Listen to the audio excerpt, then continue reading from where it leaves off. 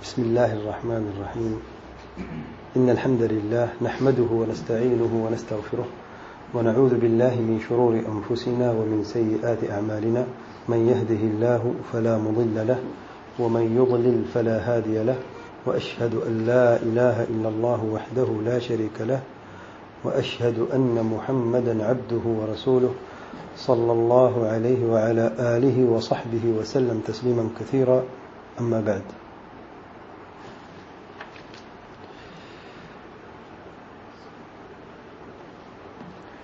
كتاب التوحيد الذي هو حق الله على العبيد. شيخ الإسلام محمد بن عبد الوهاب رحمة الله عليه في اسم مشهور معروف اور عظیم کتاب کا درس شروع کرتے ہیں، اور اس درس کے آغاز سے پہلے میں اللہ تعالیٰ سے دعا کرتا ہوں کہ اللہ تعالیٰ مجھے توفیق عطا فرمائے کہ میں اس کتاب کو بہترین اور آسانی کے ساتھ اس کی شرح کو بیان کر سکوں. اللہ تعالیٰ آپ ساتھیوں کو توفیق عطا فرمائے کہ آپ ساتھی اس شرح کو آسانی سے سمجھ سکیں اور سمجھنے کے بعد اس پر عمل بھی کر سکیں. آج کے درس میں مقدمے کے طور پر چند باتیں بیان کروں گا. نمبر 1، اس کتاب کی اہمیت، اس کتاب کے متعلق چند باتیں، اور پھر اس کتاب کے مؤلف شیخ محمد عبد الوہاب رحمۃ اللہ علیہ کے سوانح کی چند باتیں میں بیان کروں گا، اور پھر اگر وقت ملا تو جو پہلا درس ہے اس پہ بات کریں گے ہم. کتاب التوحید جیسا کہ اس کے نام سے واضح ہے، اس کتاب کا پورا نام جو ہے وہ یہ ہے، کتاب التوحید الذی هو حق اللہ علی العبید. لیکن کتاب التوحید سے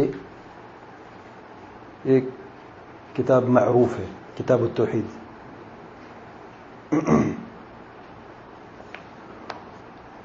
اور اس کتاب میں جیسا کہ اس کے نام سے ظاہر ہے، شیخ رحمۃ اللہ علیہ نے توحید کے مسائل کو اجمالاً و تفصیلاً بیان کیا ہے.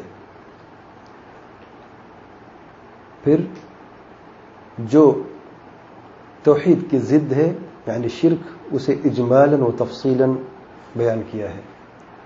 اور یہی طریقہ رہا ہے سلف صالحین کا، کیونکہ اگر اجمالی طور پر توحید کو بیان کیا جائے تو اہل بدع بھی خوش ہوتے ہیں.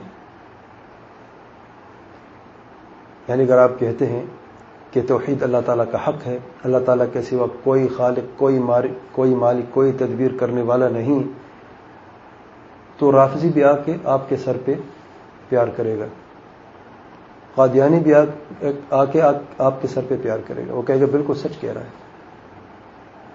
اور صوفی بھی آ کے آپ سے گلے ملے گا اور ایک یہ کہے گا کہ بالکل سچ باتیں ہیں. لیکن جو ہی آپ تفصیل بیان کریں گے کہ جس نے یہ کہا کہ علی مشکل کشا ہے یا غوث حاجت روا ہے، یہاں پھر جنگ شروع ہو جاتی ہے. یہاں پر پھر یہ کہا جاتا ہے کہ یہ لوگ گستاخ انبیاء ہیں، یہ لوگ گستاخ اولیاء ہیں. وجہ کیا ہے؟ ابھی تھوڑی دیر پہلے تو سر پہ پیار کیا جا رہا تھا، اتنی عزت اور اتنی احترام کی نگاہوں سے دیکھا جا رہا تھا. یہ اچانک کیا ہو گیا ہے؟ اچانک یہ ہوا کہ پہلے توحید اور شرک کی باتیں جو تھی وہ اجمالاً مجمل طور پہ، تفصیل بیان نہیں. اور اجمالی طور پر تو سب شریک سب کہتے ہیں کہ توحید اللہ تعالیٰ کا حق ہے اور شرک سب سے بڑا گناہ ہے. کوئی بھی مسلمان، کلمے پڑھنے والا کوئی بھی مسلمان، وہ اس چیز کا انکار نہیں کرتا. لیکن جو ہی بات آتی ہے تفصیل پہ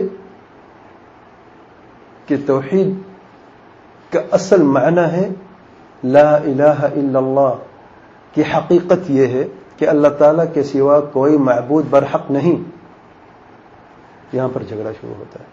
توحید کا مطلب ہے افراد اللہ بالعبادہ، کہ عبادت صرف اور صرف اللہ تعالیٰ کی ہونی چاہیے، کسی اور چیز کے لیے عبادت صرف کرنا توحید شرک فی العبادہ ہے، اور یہ شرک اکبر ہے، یہ دار اسلام سے خارج کر دینے والا عمل ہے۔ یہ ہے تفصیل توحید کی اور شرک کی، یہاں پر جھگڑا ہوتا ہے۔ قربانی، نذر و نیاز صرف اللہ تعالیٰ کا حق ہے، جب یہی حق کسی ولی کے لیے آپ صرف کر دیں گے، ولی کی قبر پہ آپ کوئی بکرا ذبح کریں گے یا وہاں پر نذر و نیاز کریں گے، تو جب ہم یہ کہتے کہ یہ شرک ہے تو مخالفین کہتے ہیں کہ دیکھیں یہ مسلمانوں کو مشرک کہتے ہیں۔ جو آیتیں اور احادیث مشرکوں کے بارے میں تھی وہی آیتیں اور وہی احادیث جو ہے وہ مسلمانوں کے لیے لاگو کرتے ہیں۔ تو اس وجہ سے یہ وہابی ہیں اور یہ خود کافر ہیں جو لوگوں پر کفر کا فتویٰ لگاتے ہیں۔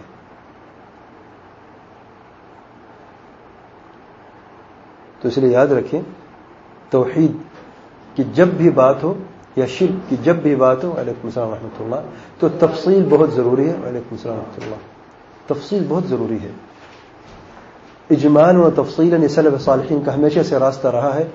آپ کوئی بھی عقیدے کی کتاب اٹھا لیں،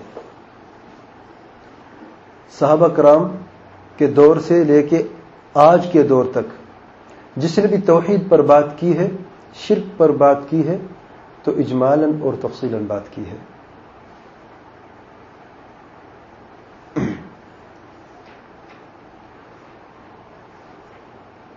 اور اس کتاب التوحید میں ایک ہی توحید کی قسم پر زیادہ زور دیا گیا ہے، اور وہ ہے توحید العبادہ۔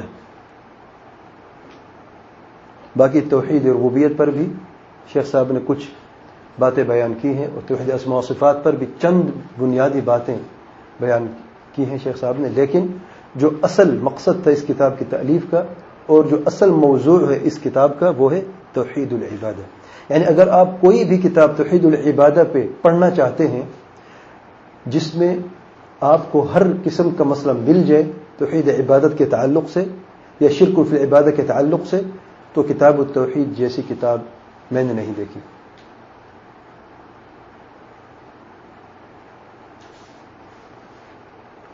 اور دوسری بات یہ ہے کہ اس کتاب کی شرح میں بہت ساری کتابیں لکھی گئیں۔ علماء نے اس کتاب کا، علماء سلف نے اس کتاب کا بہت ہی زیادہ اہتمام کیا ہے، اور مختلف شراح نے اس کتاب کی شرح لکھی عربی زبان میں، اور ان کے ترجمے جو ہیں مختلف زبانوں میں بھی شائع ہوئے ہیں۔ میں جو ایک راستہ اپناؤں گا اس کتاب کی شرح میں، میں کوشش کروں گا کہ آسان طریقے سے اپنی بات کو پہنچاؤں، اور اس میں میں نے چند سٹیپس لیے ہیں۔ نمبر 1 کہ جو قرآن مجید کی آیت یا حدیث جیسے ہے وہ بیان کروں گا میں، یعنی متن جو ہے اس کتاب کا وہ بیان کروں گا میں، اور اگر ضرورت کے وقت کوئی آیت پوری بیان کرنی ہو، کیونکہ شیخ صاحب نے بعض آیات جو ہیں وہ صرف مختصراً بیان کی ہے، صرف شاہد بیان کی ہے، پوری آیت بیان نہیں کی، تو ضرورت کے وقت میں آیت کبھی کبھی پوری بیان کروں گا، یا اگر اس آیت کے سے تعلق اس کے بعد والی آیت بھی ہے تو دونوں آیتیں یا تینوں جتنی بھی ہوں گی ضرورت میں وہ بیان کروں گا۔ نمبر 2 جو مشکل الفاظ ہیں ان کی شرح کرنا۔ نمبر 3 اس نص کی شرح اجمالی، تاکہ طالب علم کو پتہ چلے کہ میں جو آیت پڑھتا ہوں تو اس کا ایک مجمل طور پہ، اجمالی طور پہ اس کی ایک مفہوم بھی، معنی بھی ہے۔ نمبر 4 نص میں سے فائدے اور پیغام نکالنا، اور یہ بہت اہم بات ہے طالب علم کے لیے کہ نص میں سے آپ کیسے فوائد نکالتے ہیں، اس کا ایک خاص طریقہ ہے، ٹیکٹ ہے اس کا، وہ کیسے آئے گا آہستہ آہستہ انشاءاللہ وقت کے ساتھ ساتھ آپ لوگوں کو سمجھ آ جائے گا انشاءاللہ۔ نمبر 5 اس آیت کو یا اس حدیث کو جو شیخ صاحب نے بیان کی ہے اس باب میں، خاص باب میں، اس کی کیا مناسبت ہے، کیا تعلق ہے توحید کے ساتھ اس کا، تو وہ بیان کروں گا، تاکہ یہ پتہ چلے کہ اس آیت میں جب ہم نے کتاب التوحید کا شرح بیان کرنا تو اس آیت کو شیخ صاحب نے کیوں بیان کیا؟ کیا کوئی تعلق ہے توحید سے یا نہیں؟ کیونکہ بعض جب تراجم ہے، یہ بھی ایک علمی بات ہے، ترجمہ جو ہے یاد رکھیں کسی باب کا، وہ آپ ہیڈنگ دیکھیں گے، اس میں جو نص ہے اس کو دیکھیں گے تو کیا یہ ترجمہ جو ہے اس باب کے ساتھ درست ہے یا نہیں؟ تو کچھ تراجم جو ہے بالکل واضح ہوتے ہیں، کچھ تراجم چھپے ہوئے ہوتے ہیں، اس میں سے لفظ نہیں ہوتا وہ، لیکن معنی میں مفہوم کو دیکھنا، منطوق کو دیکھنا، سب کچھ دیکھنے کے بعد پھر پتہ چلتا ہے کہ شیخ صاحب نے اس آیت کو یا اس حدیث کو اس باب میں کیوں بیان کیا ہے۔ اور عام طور پہ یہ علم جو آپ صحیح بخاری جو ہے اب وہاں سے آپ آسانی سے لے سکتے ہیں، اور ہمارے علماء نے بھی جب صحیح بخاری کی شرح کی ہے تو ہم نے بھی انہی سے سیکھا ہے کہ بعض اوقات امام بخاری رحمۃ اللہ علیہ کے باب باندھتے ہیں اور دلیل جو ہے بالکل دور، یعنی پتہ نہیں کہاں سے ان کو فائدہ نظر آئے، لیکن جب اس حدیث کی شرح پڑھتے ہیں اور اس حدیث کے منطوق اور مفہوم کو اچھی طریقے سے سمجھتے ہیں، عربی لغت کے اعتبار سے مختلف اصول فقہ کے اعتبار سے مختلف طریقے سے دیکھتے ہیں، تو پھر پتہ چلتا ہے کہ واقعی شیخ صاحب نے بالکل صحیح طریقے سے اس کا ترجمہ کریں گے۔ تو ترجمہ جو ہے دو قسم کا ہوتا ہے، ایک ظاہر ہوتا ہے، ایک مخفی ہوتا ہے۔ نمبر 6، اگر کوئی پوائنٹ نوٹ ضروری ہوگا تو میں ہر نص کے بعد نوٹ کے طور پر کوئی اہم باتیں بیان کروں گا، اور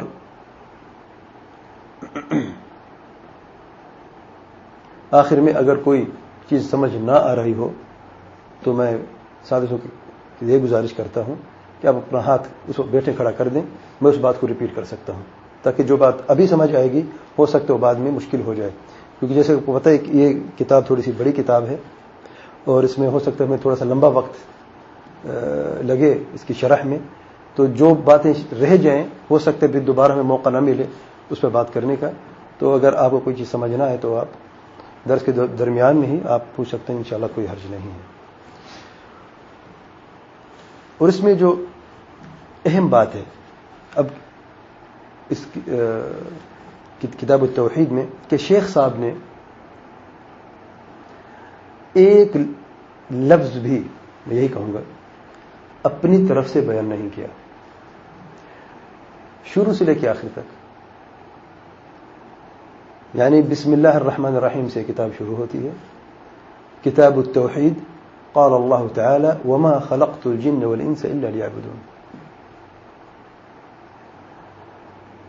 اور ہر مسئلہ جب شیخ صاحب بیان کرتے ہیں مختلف ابواب میں، اس کے ساتھ دلیل ضرور ہوتی ہے، قرآن مجید میں سے یا حدیث میں سے یا صحابہ کے اقوال میں سے یا تابعین کے اقوال میں سے، اور کہیں کہیں پہ شیخ صاحب ابن تیمیہ رحمۃ اللہ علیہ یا شیخ ابن القیم رحمۃ اللہ علیہ ان کے اقوال کہیں کہیں بیان کرتے ہیں۔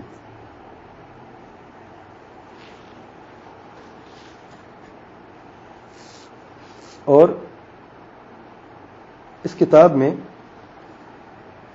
جو اصل کتاب التوحید میں کچھ مسائل بھی بیان ہیں، اپنے کتاب التوحید مع المسائل، یہ جو مسائل بیان ہوئے ہیں یہ شیخ نے خود اپنے دروس میں طلبہ کو بیان کیے تھے، لیکن شیخ نے خود لکھے نہیں، تو جب کتاب التوحید لکھی گئی اور عام ہوئی لوگوں میں تو ان کے طلبہ نے ان مسائل کو بھی شامل کر دیا تاکہ پڑھنے والے کے لیے آسانی ہو جائے۔ تیسری بات یہ ہے کہ اس کتاب میں آپ کو کہیں کہیں پر ضعیف حدیث بھی نظر آئے گی، اور مخالفین جو ہیں وہ یہ کہتے ہیں کہ آپ تو ہمیں یہ کہتے ہو کہ ضعیف حدیث ہم بیان کرتے ہیں اور ضعیف حدیث بیان کرنا درست نہیں ہے، لیکن آپ لوگ خود بھی تو آپ کے علماء ہیں، انہوں نے کیسے ضعیف حدیث بیان کی ہے؟ تو یاد رکھیں شیخ صاحب نے بعض جگہوں پر جو ضعیف حدیث بیان کی ہے اس کی وجہ یہ ہے کہ شیخ صاحب نے جس باب میں اس حدیث کو بیان کیا ہے یہ حدیث جو ضعیف حدیث ہے اسی پر اپنے باب کے مسائل کو بنیاد نہیں بنایا، یعنی آپ دیکھیں گے کہ اس باب میں قرآن مجید کی آیت بھی ہوگی اور صحیح احادیث بھی ہوں گی اور اس کے ساتھ کبھی کبھی کوئی ضعیف حدیث بھی آ جاتی ہے، تو اصل بنیادی مسئلہ جو ہے وہ اس ضعیف حدیث کی بنیاد پر نہیں ہے، جو مسئلہ بیان کیا جا رہا ہے فلاں باب میں، وہ اس خاص حدیث جو ضعیف حدیث ہے اس پر وہ اس مسئلے کی بنیاد نہیں ہے. کہیں بھی آپ یہ پوری کتاب دیکھیں، آپ کہیں پر بھی آپ کو ایسا مسئلہ نہیں نظر آئے گا جس کی بنیاد ضعیف حدیث ہو. ضعیف حدیث جو ہے وہ ان صحیح احادیث اور آیت کریمہ کے بعد ہی انہوں نے بیان کیا ہے، صرف یہ بیان کرنے کے لیے کہ ایسی حدیث بھی موجود ہے. دوسری بات یہ ہے کہ شیخ صاحب رحمۃ اللہ علیہ معصوم نہیں ہے. اگر انہیں کوئی ضعیف حدیث بھی کہیں بیان کر دی ہے تو غلطی ہر انسان سے ہو جاتی ہے، اور ان کے علم کے مطابق، کیونکہ آپ دیکھتے ہیں تصحیح و تضعیف میں جیسے کہ آگے زمانہ بڑھتا جا رہا ہے آسانی ہو رہی ہے. آپ سی ڈی لے کے اس میں آپ کلک کریں، آپ کو پورے کے پورے اسماء الرجال کی مختلف کتابیں جائیں، اب جو کتاب بھی آپ کلک کر کے دیکھ سکتے ہیں. آج سے 10 سال پہلے یہ بات نہیں تھی، 20 سال پہلے چلے جائیں اور مشکل تھا، 50 سال اور مشکل تھا. تو بعض ایسی احادیث بعض علماء کے نزدیک صحیح تھی جو حقیقتاً ضعیف تھی. تو ہو سکتا ہے شیخ صاحب کے نزدیک وہ حدیث جو ہے صحیح ہو کسی معتبر عالم کی کتاب کی، اسماء الرجال کتاب کی وجہ سے.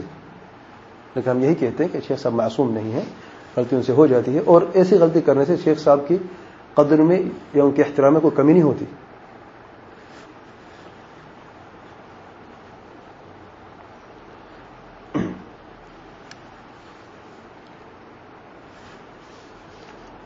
شیخ اسلام محمد عبد الوہاب رحمۃ اللہ علیہ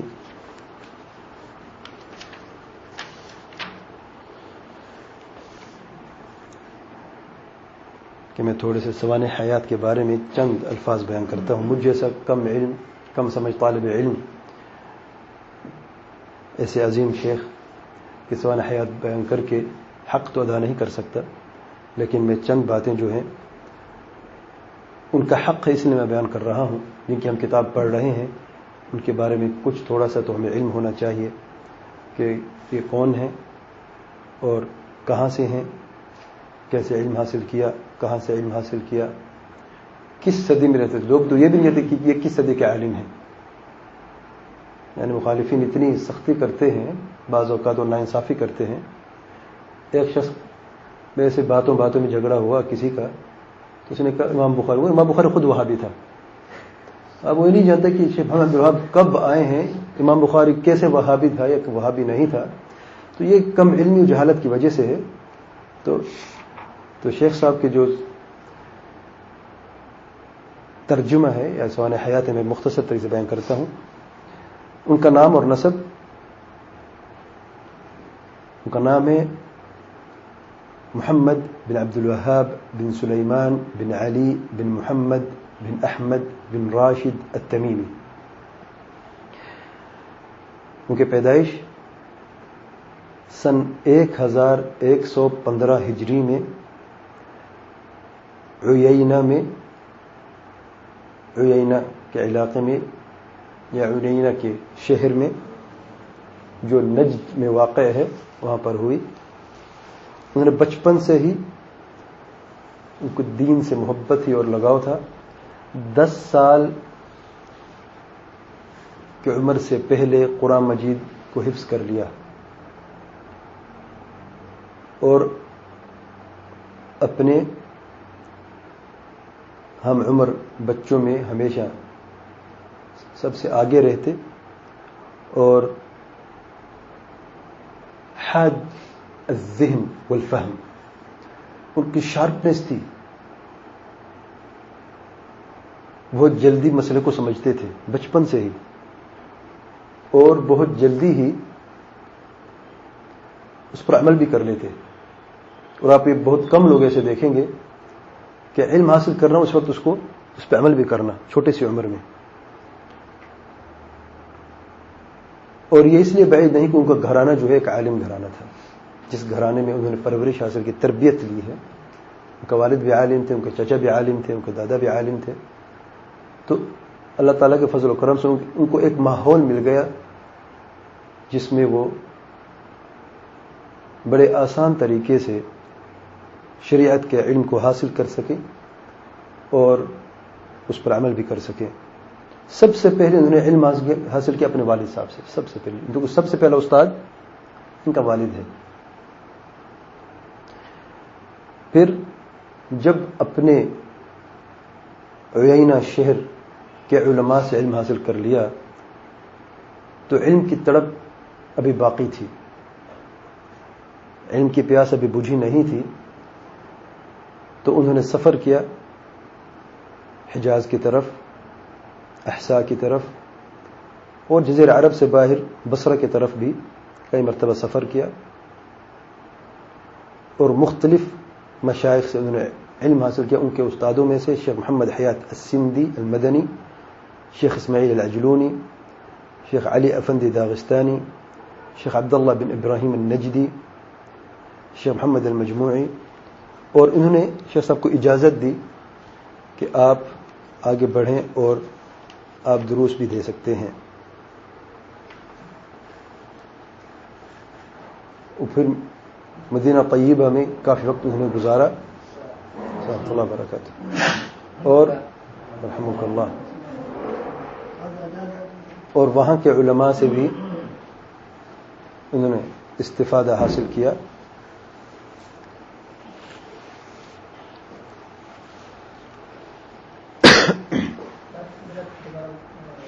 1115 ہجری۔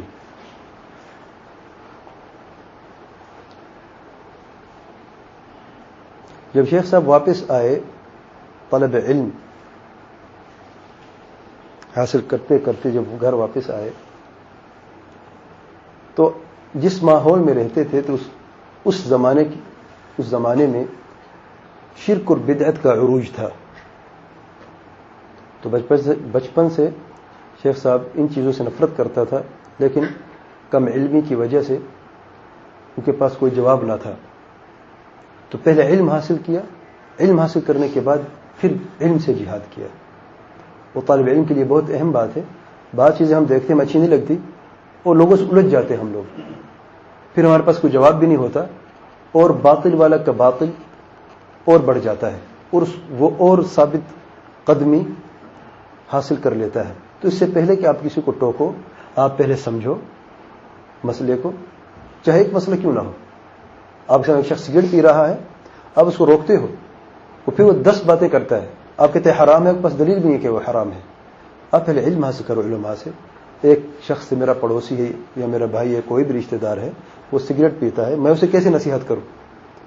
وہ جب آپ کو علم دے، اس علم کو آپ سنو، اس کو لکھو اگر لکھ سکتے ہو تو، اگر لکھ نہیں سکتے ہو اس کو 1 مرتبہ 2 مرتبہ 3 مرتبہ اچھے طریقے سے سنو اور سمجھو، پھر جا کے دعوت دو۔ تو علم بہت ضروری ہے دعوت کے لیے، یہ سب سے بڑی بنیاد ہے۔ اس لیے اللہ تعالیٰ نے فرمایا قرآن مجید میں، قل هذه سبیلی ادعو الى اللہ علی بصیرہ انا ومن اتبعنی وسبحان اللہ وما انا من المشرکین، اور آگے اس کی تفصیل آئے گی انشاءاللہ اسی کتاب میں۔ تو علم بہت ہی ضروری، اس سب سے پہلے بنیاد ہے دعوت کے لیے۔ اور شیخ صاحب جب واپس آئے تو الحمدللہ ان کے پاس ایک ایسا علم تھا جس سے وہ غلط فہمی بھی دور کر سکتے تھے لوگوں کے، تو انہوں نے علم کے جہاد کا آغاز کیا۔ اور سب سے پہلے جو دعوت تھی حریملہ سے شروع کی، کیونکہ ان کے والدین جو ہیں عینہ سے چلے گئے تھے حریملہ کی طرف۔ جب شیخ صاحب واپس آئے طالب علم کے سفر سے تو اپنے والدین کو حریملہ میں پایا، تو وہاں سے انہوں نے اپنی دعوت شروع کی۔ اور جو بھی قبے اس وقت بنے ہوئے تھے اور قبر پرستی شائع تھی، تو شیخ صاحب نے امام محمد بن سعود رحمۃ اللہ علیہ کی مدد سے، یعنی دونوں مل گئے، اللہ تعالیٰ سے دعا کرتے رہے، اللہ تعالیٰ کی مدد سے، پھر اللہ تعالیٰ کی مدد کے بعد شیخ امام محمد بن سعود رحمۃ اللہ علیہ کے ساتھ مل کر انہوں نے توحید کی دعوت کو جزیرہ عرب میں پھیلایا، اور جتنی بھی شرک تھا، بدعات اور خرافات جتنی بھی تھی، ان کو عملاً ختم کر دیا۔ آج اللہ تعالیٰ کے فضل و کرم کے بعد ان لوگوں کا احسان ہے اس امت پر کہ آج آپ لوگ اپنی آنکھوں سے دیکھتے ہو کہ دنیا کا واحد ملک ہے جہاں پر کوئی قبر پرستی نہیں ہوتی، کوئی قبہ آپ کو نظر نہیں آئے گا، قبر کو سجدہ، قبر کا طواف بالکل نظر نہیں آئے گا آپ کو۔ چاہے آپ بقیع کی طرف چلے جائیں، وہاں پر دیکھیں، یا مکہ میں چلے جائیں، معلا میں، یا مختلف جتنے بھی قبرستان ہیں یہاں پر آپ کو کوئی قبہ نظر نہیں آئے گا، سب کی قبریں برابر ہیں، اور یہی سنت مصطفیٰ صلی اللہ علیہ وآلہ وسلم ہے۔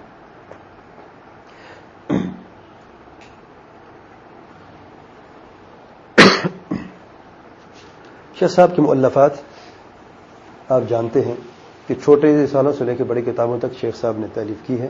چھوٹے رسائل میں سے القواعد الاربعہ، رسول الثلاثہ، کشف الشبہات، کتاب التوحید جس کی ہم شرح کر رہے ہیں، کتاب اصول الایمان، کتاب فضائل الاسلام، کتاب فضائل القرآن، کتاب مختصر السیرہ والسیرہ المطولہ، کتاب مجموع الحدیث، مختصر الشرح الکبیر اور کتاب ہے، مختصر الصواعق المرسلہ یہ اور کتاب ہے، اور زاد المعاد کی مختصر بھی انہوں نے لکھا ہے شیخ صاحب نے۔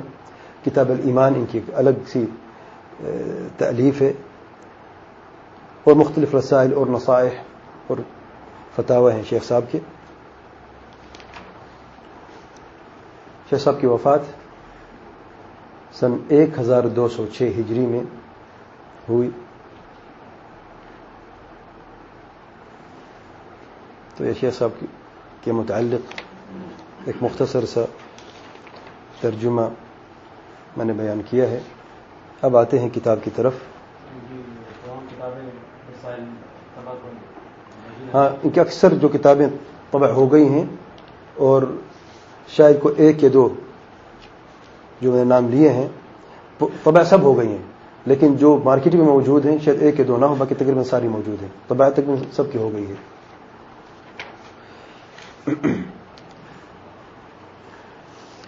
شیخ صاحب نے اپنی کتاب کا آغاز کیا ہے بسم اللہ الرحمن الرحیم، کتاب التوحید۔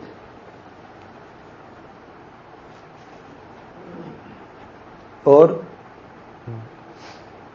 بغیر حمد و ثنا کے قرآن مجید کی آیت کو بیان کیا، یعنی کتاب التوحید، قال اللہ تعالی وما خلقت الجن والانس الا لیعبدون۔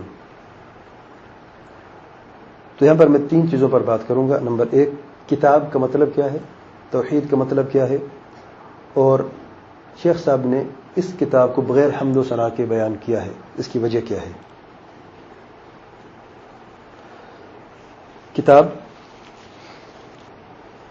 اصل لفظ کتبہ سے لیا گیا ہے، اور کتبہ کا مطلب لکھنا آپ سب جانتے ہیں۔ تو کتاب کا مطلب ہے جمع کرنا، ملانا، جس میں لکھا جائے، صحیفہ۔ فرض اور حکم کو بھی کہا جاتا ہے، جیسے کہ اللہ تعالیٰ نے فرمایا کتب علیکم الصیام، یعنی تم پر روزے کو فرض کر دیا گیا۔ یہ لغت میں کتاب کا معنی ہے۔ اور اصطلاح میں، اچھا اب یہ جانتے کہ لغت اور اصطلاح میں ہم کیوں بیان کرتے ہیں بار بار یہ بات؟ اب جب بھی کسی عالم کی بات سنیں گے، لنگوسٹیکل یہ مطلب ہے اور اصطلاح میں یہ مطلب ہے۔ لغت کا مطلب یہ ہے کہ عربی زبان میں اس لفظ کا کتاب جو لفظ، اس کا مطلب کیا ہے۔ اور جب وحی نازل ہوئی نبی کریم صلی اللہ علیہ وسلم پر، عربی تو پہلے بھی بولی جاتی تھی، لیکن وحی کے بعد، قرآن مجید نازل ہونے کے بعد، تو یہ جو الفاظ عربی کی، کہ ان کے مفہوم میں کوئی تبدیلی آئی، یہ وہی مفہوم رہے۔ تو آپ دیکھیں وحی کے نور کی برکت دیکھیں آپ، عربی کے الفاظ جو ہیں وہ وہی معنی بھی موجود ہے، اس معنی کو مزید شرعی معنی دے کے اسے تبدیل کر دیا گیا۔ یعنی صلاۃ دیکھیں، صلاۃ عربی لغت میں دعا کو کہتے ہیں، دعا کو، یعنی اللہم صلی علی محمد، ہم نبی کریم صلی اللہ علیہ وسلم کی رحمت کی دعا کرتے ہیں۔ لیکن الصلاۃ شریعت میں کیا مطلب ہے؟ دعا ہے کیا؟ نہیں، ایک خاص قسم کے اقوال اور افعال ہیں جو تکبیرت تحریمہ سے شروع ہوتے ہیں اور سلام پر ختم ہوتے ہیں۔ تو یہ تعریف جو ہے اور دعا دونوں ملتے جلتے ہیں، لیکن کیا نماز میں دعا ہے؟ جی ہاں، نماز دعا ضرور ہے۔ تو جو معنی لغوی ہے اس لیے بیان کرتے ہیں کہ لغت، عربی لغت میں اس کا کیا مطلب ہے، اور اصطلاحی معنی جو ہے، اصطلاح کا مطلب کیا ہے؟ اصل کا لفظ ہے اصطلاح، تو تے کو تے میں تبدیل کر دیا گیا، پا میں۔ اور اصطلاح کا مطلب ہے کہ ایک ہی دور کے علماء اگر کسی چیز پر ان کی صلح ہو جائے، ایک دور کے علماء اگر کسی لفظ کے معنی پر وہ صلح کر لیں سارے کہ یہی معنی ہے تو اسے کہتے ہیں معنی اصطلاحی، یعنی اس دور کے علماء نے صلح کی کہ یہی معنی ہے اس کا.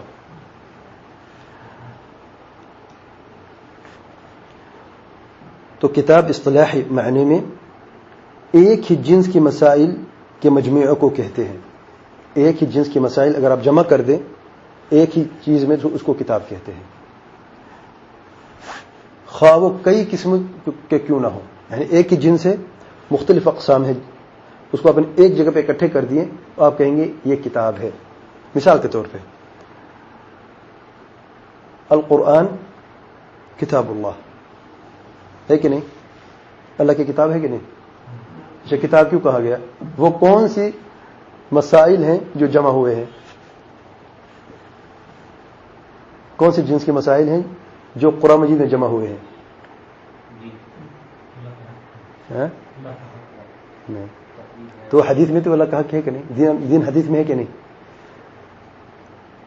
اس میں وحی، اللہ تعالیٰ کی وحی جمع ہوئی ہے جو اللہ تعالیٰ کا فرمان ہے بس، کیونکہ وحی قرآن بھی حدیث بھی ہے. تو جو اللہ تعالیٰ کے کلام ہے وہی جمع کی گئی ایک کتاب میں. اب دیکھ قرآن مجید میں کوئی حدیث نہیں ہے، نبی کریم صلی اللہ علیہ وسلم کا کوئی فرمان نہیں ہے، نہ کسی صحابی کا فرمان ہے، صرف ہے تو صرف اللہ کے کلام ہے.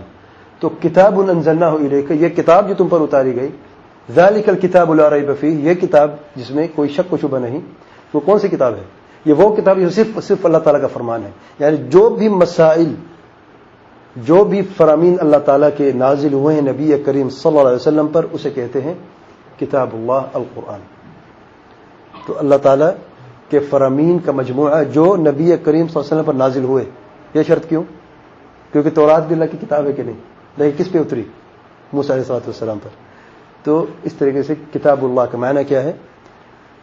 کتاب کیوں کہا جاتا ہے قرآن مجید کو؟ اللہ تعالیٰ کی کلام، وہ وحی جو اللہ تعالیٰ نے اپنے پیارے نبی صلی اللہ علیہ وسلم پر نازل فرمائی.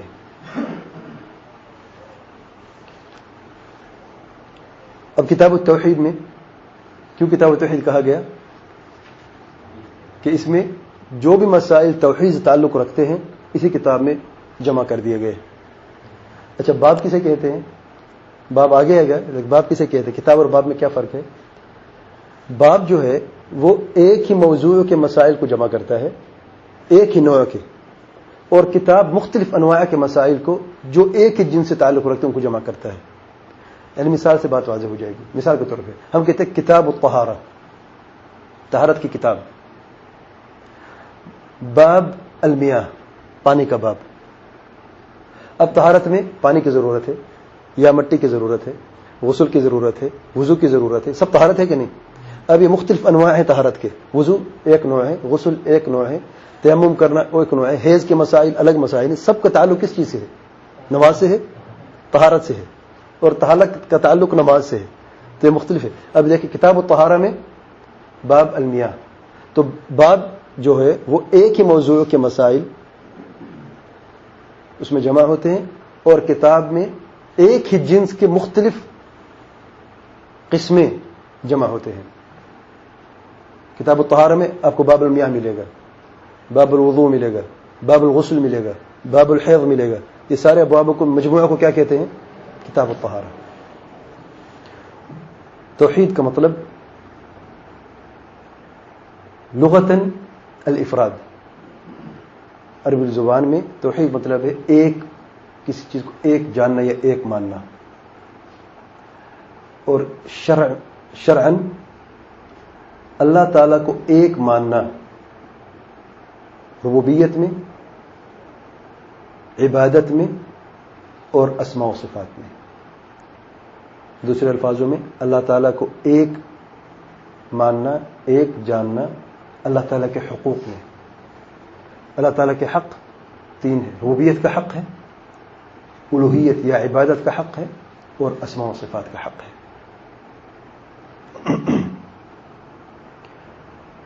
جس نے بھی ان حقوق میں سے ایک حق یا ایک حق کا کوئی بھی حصہ کسی اور ذات کے لیے صرف کر دیا اس نے شرک کیا.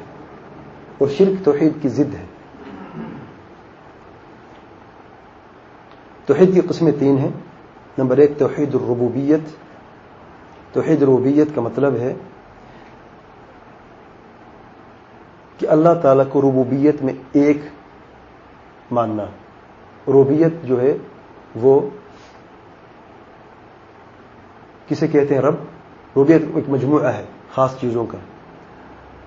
خالق، مالک، تدبیر کرنے والا، زندگی موت کا مالک، نفع نقصان کا مالک، مشکل کشا، حاجت روا، اسے کہتے ہیں رب عربی زبان میں. توحید ربوبیت کی دلیل ارشاد باری تعالی ہے الحمد للہ رب العالمین. رب العالمین یہ واضح دلیل ہے کہ اللہ تعالیٰ رب ہے اور عالمین مربوب ہے. اللہ تعالیٰ خالق ہے، عالمین مخلوق ہے. اللہ تعالیٰ رازق ہے، عالمین مرزوق ہے. اللہ تعالیٰ مالک ہے، عالمین مملوک ہے. اور دوسری آیت میں اللہ تعالیٰ نے فرمایا ہے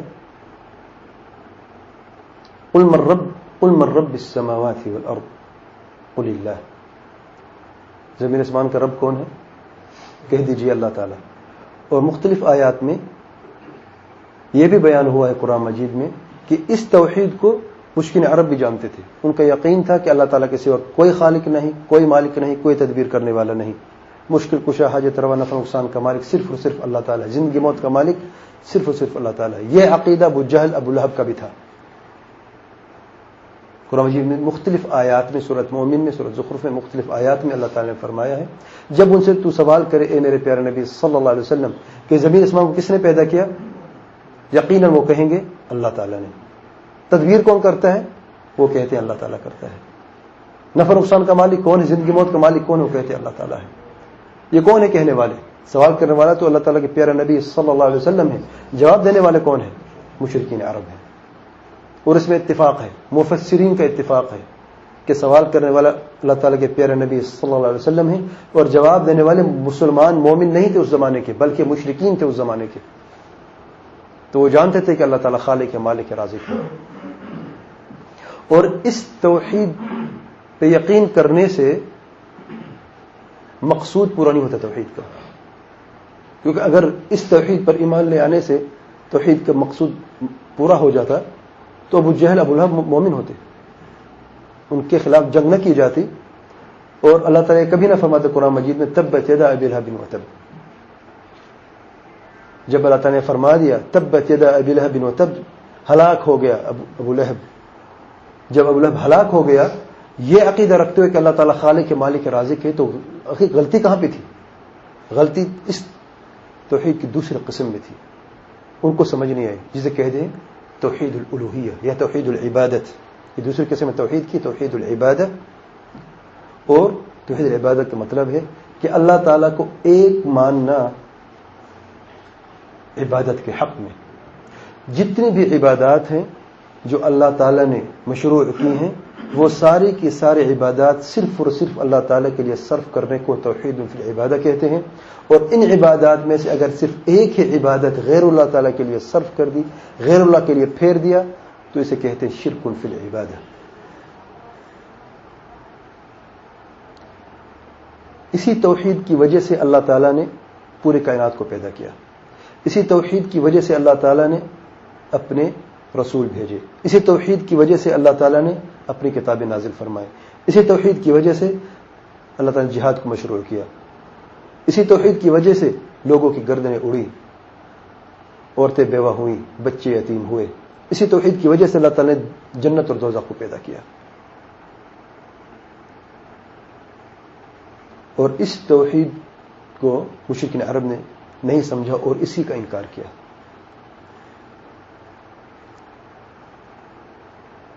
اور اس کی دلیل میں ارشاد باری تعالیٰ ہے الحمد للہ رب العالمین. الحمد عبادت ہے، صرف اللہ تعالیٰ کی حمد و ثنا کرتے یہ توحید فی العبادہ ہے. پھر آگے اللہ تعالیٰ فرماتا ہے ایاک نعبد و ایاک نستعین.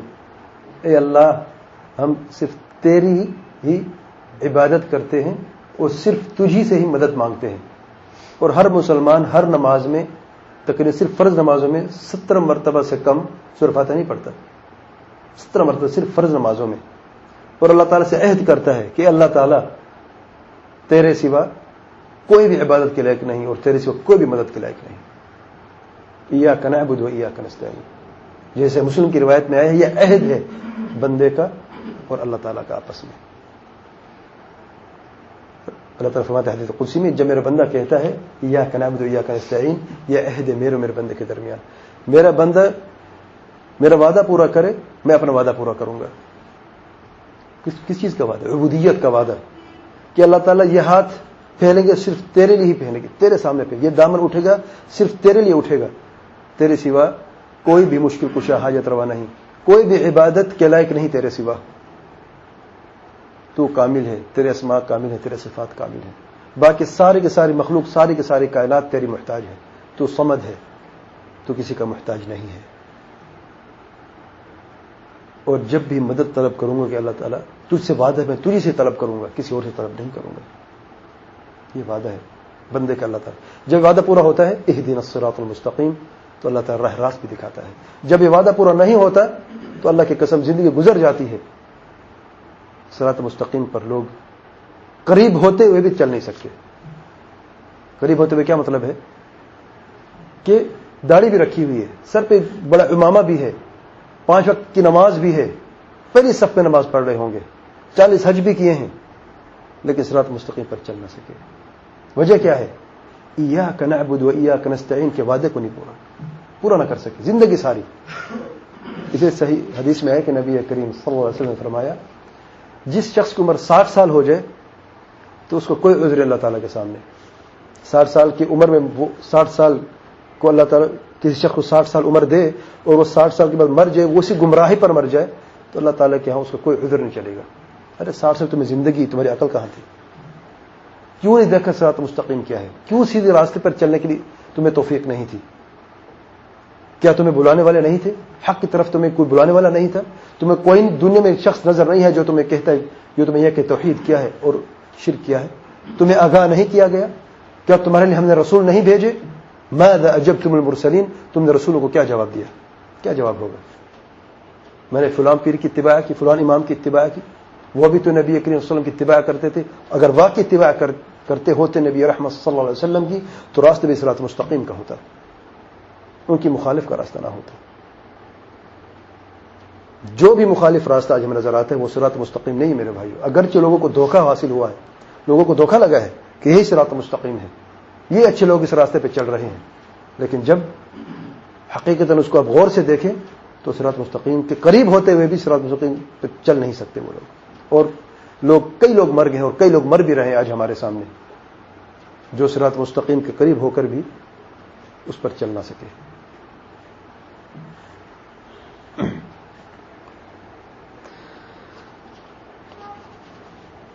اور اللہ تعالیٰ نے فرمایا ہے، قل ان صلاتي ونسكي ومحياي ومماتي لله رب العالمین. اللہ اکبر. ان کو کہہ دیجئے میرے پیارے نبی صلی اللہ علیہ وسلم، میری نماز، میری دعا،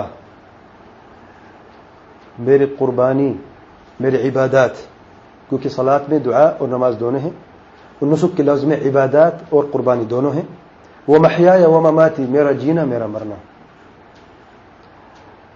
للہ رب العالمین، صرف اور صرف اللہ تعالیٰ کے لیے ہے، جو سارے عالمین کا رب ہے، ساری کائنات کا رب ہے. جب دعا، پکار، نماز، عبادات، قربانی، جینا مرنا سب کچھ اللہ تعالیٰ کے لیے ہے، تو پھر کسی اور کے لیے کیا بچا ہے؟ کچھ بھی نہیں. سب کچھ اللہ تعالیٰ کا حق ہے میرے بھائیوں. اللہ کی قسم، یہ جو سانسیں ہم لے رہے ہیں، ایک ایک سانس کا حساب ہوگا. اگر صراط مستقیم پر چلنے کے بغیر موت آ گئی، ایک ایک چیز کا جواب دینا پڑے گا. ثم لتسألن یومئذ عن النعیم. جتنی بھی نعیم نظر آتا ہے، جتنی بھی نعمت اللہ تعالیٰ کی ارد گرد ہیں، اور اللہ کی قسم ہم سب سراپا اللہ تعالیٰ کی نعمتوں میں ڈوبے ہوئے ہیں. ہم سب، چاہے اللہ تعالیٰ جھٹلانے والا کافر کیوں نہ ہو، چاہے کلم پڑھنے کے بعد شرک کرنے والا کیوں نہ ہو، چاہے 5 وقت کا نمازی کیوں نہ ہو، چاہے بدکار کیوں نہ ہو، جتنی بھی مخلوقات موجود ہے آج اس دنیا میں، اس پوری کائنات میں، وہ اللہ تعالیٰ کی نعمتوں میں ڈوبی ہوئی ہے. سوال ہوگا؟ اس سے پہلے سوال ہو اس کا جواب آج ہم تیار کر لیں. تیسری قسم کی توحید توحید اسماء و صفات، اور اس کا مطلب یہ ہے کہ اللہ تعالیٰ کو ایک جاننا اللہ تعالیٰ کے بہترین اچھے ناموں میں اور صفات میں. اللہ تعالیٰ فرماتے قرآن مجید میں وَلِلَّهِ الْأَسْمَاءُ الْحُسْنَى فَادْعُوهُ بِهَا، اللہ تعالیٰ کے پیارے پیارے نام ہیں، بس اللہ تعالیٰ کو انہی پیارے ناموں سے پکارو. اور اسماء و صفات میں یاد رکھیں اہل سنت جماعت کی یہ عقیدہ ہے کہ ہم اللہ تعالیٰ کے ہر اس نام اور ہر اس صفت کا اقرار کرتے ہیں جو قرآن مجید میں ایسے حدیث میں جس کا ذکر ہوا ہے، اس بات کرتے ہیں، اقرار کرتے ہیں بغیر انکار کے، بغیر تحریف کے، بغیر تکییف کیفیت بیان کرنے کے، اور بغیر تأویل پیش کرنے کے، اور بغیر مثل بیان کرنے کے. اللہ تعالیٰ نے فرمایا ہے سورہ صاد آیت نمبر 75 میں، اے آدم اے ابلیس تو نے آدم کو سجدہ کیوں نہیں کیا جسے میں نے اپنے دونوں ہاتھوں سے پیدا کیا. اللہ تعالیٰ کا ہاتھ ہے، اللہ تعالیٰ کی صفت ہے. رسول جماعت کی یہ عقیدہ، ہمارا یہ ایمان ہے کہ ہم اللہ تعالیٰ کے ہاتھ کا اقرار کرتے ہیں، تحریف نہیں کرتے. یہ نہیں کرتے کہ ہاتھ کا مطلب کوئی اور ہے، ہرگز نہیں. کیفیت بیان نہیں کرتے، یہ نہیں کہیں کہ ہاتھ ہے تو کیسا ہے. اللہ تعالیٰ نے فرما دیا ہاتھ ہے، یہ نہیں فرمایا کیسا ہے، ہم یہ سوال نہیں کریں گے. مثل بیان نہیں کرے گا، اگر ہے تو پھر کس طرح ہے، کیسا اور سوال ہے، کس طرح ہے، یعنی مخلوقات میں سے کس کی مثل ہے. ایک کیفیت ہے اور ایک مشابہت ہے. اور تأویل بھی نہیں بیان کرتے، یہ نہیں کہتے ہاں ہاتھ تو مانتے ہیں لیکن ہاتھ کا مطلب ہے طاقت یا قدرت. جس نے بھی ان 4 یا 5 شرطوں کے علاوہ اللہ تعالیٰ کے اسماء اور صفات میں کوئی بات بیان کی ہے تو اس نے اللہ تعالیٰ کے اسماء و صفات میں بہت بڑی غلطی کی ہے اور وہ بدعت کا مرتکب ہے. اور انشاءاللہ آگے تفصیل آئے گی.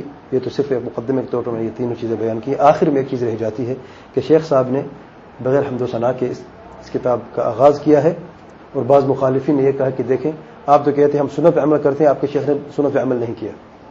پہلی بات یہ ہے کہ شیخ صاحب نے جب یہ لکھا کتاب ہے کتاب التوحید، قال اللہ تعالی وما خلقت الجن والانس الا لیعبدون، کیونکہ شیخ صاحب دو وجوہات ہیں. پہلی وجہ ہے کہ شیخ صاحب ابھی جس چیز کے بارے میں جس موضوع پر بات کرنا چاہتے ہیں وہ سب سے اہم ترین موضوع ہے، سب سے بلند اور سب سے عظیم چیز ہے، اور وہ ہے توحید العبادہ. اور قرآن مجید کی آیت کو بیان کیا. اور جب ایسی عظیم چیز کو بیان کرنا مقصود تھا تو سنت نبی صلی اللہ علیہ وسلم سے پہلے اسی کو بیان کیا.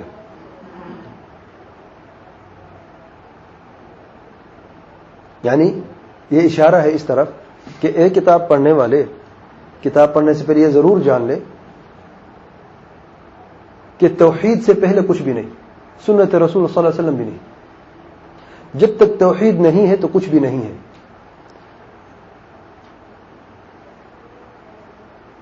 یعنی توحید سب سے پہلے ہے.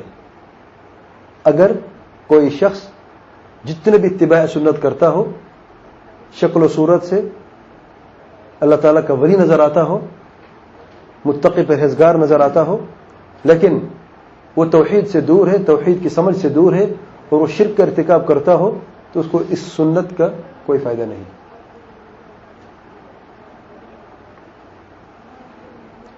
اور دوسری وجہ یہ ہے کہ شیخ محمد عبد الوہاب رحمۃ اللہ علیہ سے پہلے بھی بعض علماء نے اسی طریقے کو اپنایا ہے. اس کی سب سے بڑی مثال کوئی جانتا ہے؟ امام بخاری رحمۃ اللہ علیہ نے جب صحیح بخاری لکھی، حمد و ثنا سے شروع نہیں کیا اسے. امام بخاری رحمۃ اللہ لکھتے ہیں بسم اللہ الرحمن الرحیم، کتاب بدء الوحی، اور شروع میں لکھا ہے باب کیف کان بدء الوحی علی رسول اللہ صلی اللہ علیہ وسلم، قال اللہ جل ذکرہ انا اوحینا الیک کما اوحینا الی نوح والنبیین من بعدہ، سورۃ نساء نمبر 163.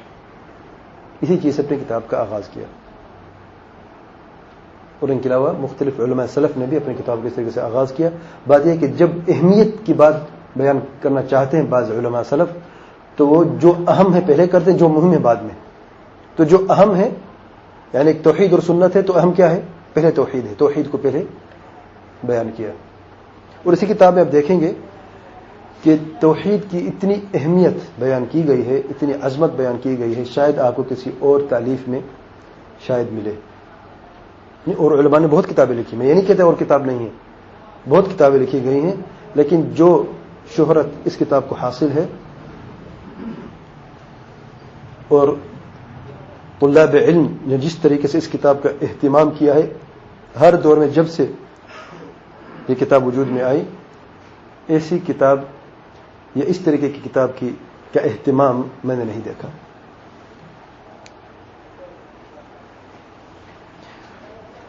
آج کے درس میں اتنا کافی، تو اگلے درس سے ہم شروع کریں گے انشاءاللہ مقدمۃ الکتاب. اگرچہ مقدمہ کا لفظ نہیں لکھا گیا، اور بعض ساتھی یہاں پہ غلطی کرتے وہ سمجھتے کہ مقدمہ نہیں کتاب کا، کتاب کا ہی مقدمہ ہے. کتاب التوحید قال اللہ تعالی وما خلقت الجن والانس الا ليعبدون. مقدمے کے طور پہ شیخ صاحب نے یہاں پر بعض آیات اور ایک حدیث بیان کی ہے. اگلے درس میں انشاءاللہ ہم تفصیل کے ساتھ بیان کریں گے. اللہ تعالیٰ سے دعا ہے ہمیں علم نافع اور عمل صالح کی توفیق عطا فرمائے، قرآن اور سنت پر چلنے کی توفیق عطا فرمائے، ہمیں ہماری ضروریت کو سب مسلمانوں کو شرک بدعات اور خرافات سے نجات عطا فرمائے. سبحان ربک رب العزة عما یصفون وسلام علی المرسلین الحمد للہ رب العالمین وصلی اللہ وسلم وبارک علی نبینا محمد وعلی آلہ وصحبہ اجمعین. آخر میں بعض ساتھیوں کا سوال تھا کہ اردو میں وہ کون سی کتاب ہے کتاب التوحید کی شرح اچھی جو ہم لے سکیں، جسے ہمیں استفادہ حاصل ہو سکے.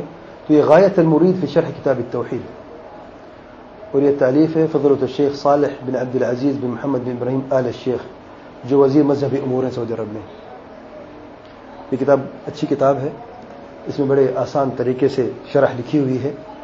تو اگر آپ اس کتاب کو پڑھیں گے اور شرح بھی آپ سنیں گے درس کے دوران انشاءاللہ، تو آپ کو انشاءاللہ کافی فائدہ ہوگا. تو آپ آنے سے پہلے شرح پڑھ لیا کریں یہاں سے، اور جب میں شرح بیان کروں گا تو اس میں جو چیزیں یہاں پہ نہیں، جو فوائد ہیں میں وہ انشاءاللہ تفصیل سے بیان کروں گا.